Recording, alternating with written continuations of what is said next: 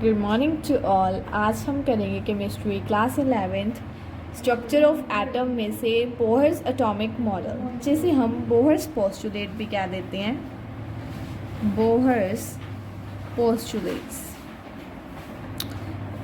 तो इस टॉपिक में बोहर्स पोस्टुलेट में हम सारा बोहर्स पोस्टुलेट कवर करेंगे। वीडियो को लास्ट तक देखना। सबसे पहले बोहर एक साइंटिस्ट थे जिन्होंने कहा कि जो न्यूक्लियस है एटम के बीच में, फॉर एग्जांपल ये एक एटम है, एटम के बीच में एक न्यूक्लियस है।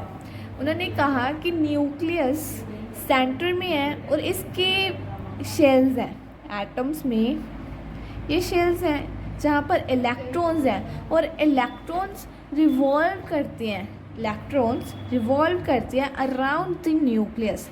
रिवॉल्व तो करते हैं बट ऑर्बिट में। पर हमको बोहर्स एटॉमिक मॉडल में पता लगा कि ये फिक्स्ड ऑर्बिट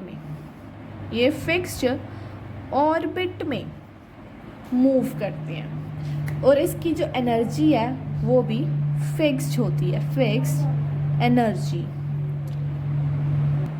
और साथ ही इसकी वेलोसिटी भी फिक्स्ड रहती है। तो मेन बात जो हमने पढ़नी है बोहर्स पोस्टुलेट में वो है quantization condition. What is quantization condition? ये एक इम्पोर्टेंट कंडीशन है बोहर्स एटॉमिक मॉडल में।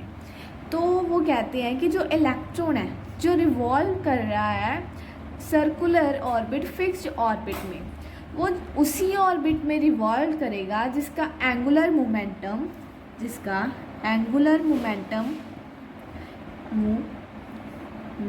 जिसे हम L से डिनोट करते हैं, जिसका एंगुलर मोमेंटम इज इंटीग्रल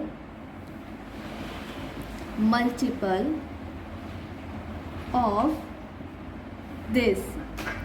तो वो कहते हैं कि उसी ऑर्बिट में रिवॉल्व करेगा इलेक्ट्रॉन जिसका एंगुलर मोमेंटम इंटीग्रल मल्टीपल होगा इसके, मतलब जिसका L एंगुलर मोमेंटम इसके इंटीग्रल मल्टीपल होगा। तो जो हमारा एंगुलर मोमेंटम है वो mvr, उसकी ये इक्वेशन होती है, ये फॉर्मूला होता है एंगुलर मोमेंटम का। तो इट मीन्स मैं ऐसे लिख सकती हूँ, mvr is equal to h/2π। यहाँ पर n लिख सकती हूँ, n मतलब कोई वैल्यू आ गई, 1 2 3 कोई भी नेचुरल नंबर।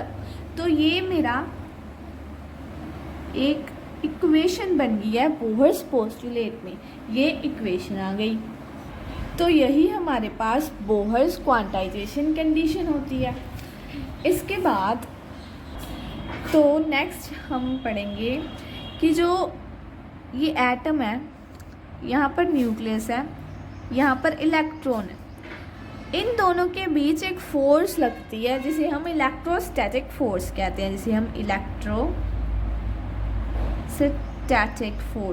हैं, तो जो इलेक्ट्रोस्टैटिक फोर्स है न्यूक्लियस एंड इलेक्ट्रॉन के बीच, वो कन्वर्ट हो जाती है टू सेंट्रीपिटल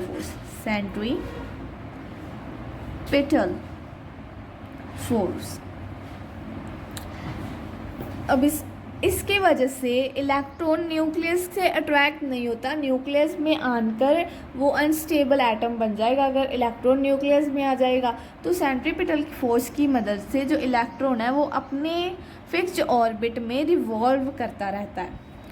फॉर एग्जाम्पल मान लीजिए आपने एक धागा लिया, आपने एक धागे के आगे आपने कुछ पत्थर या फिर बॉल लगा दी। जब इस धागे को आप घुमाओगे तो जो बॉल है वो भी घूमेगी, वो बॉल आपके हाथ की ओर नहीं आएगी। वो बॉल घूम रही है, वो बॉल आपके हाथ की ओर नहीं आ रही, क्योंकि उसमें सेंट्रीपिटल फोर्स लगी है। सेंट्रीपिटल फोर्स की वजह से वो बॉल सर्कल में घूम रही है, रिवॉल्व कर रही है। वैसे ही इलेक्ट्रॉन भी इससे दूर रहकर इसमें रिवॉल्व कर रहा है। ठीक है, मतलब एक मेरे पास है सेंट्रीपिटल फोर्स जो कन्वर्ट होगी, इलेक्ट्रोस्टैटिक फोर्स जो कन्वर्ट होगी सेंट्रीपिटल फोर्स में। मतलब मैं फोर्स कह सकती हूँ इलेक्ट्रोस्टैटिक इक्वल होगी फोर्स सेंट्रीपिटल में। तो इलेक्ट्रोस्टैटिक फोर्स का फॉर्मूला क्या होता है, तो मेरे पास ये फॉर्मूला होता है, और सेंट्रीपिटल फोर्स का फॉर्मूला होता है mv²/r। तो ये भी इक्वल हो गया।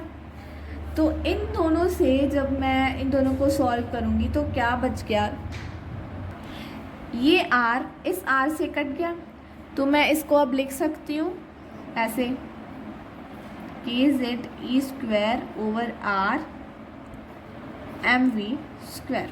ये मेरे पास दूसरा फॉर्मूला बन गया। इसी के साथ अगर हमने रेडियस निकालना हो एटम का, तो जो हम एटम का रेडियस निकालते हैं उसके लिए मेरे पास ये फॉर्मूला है n²।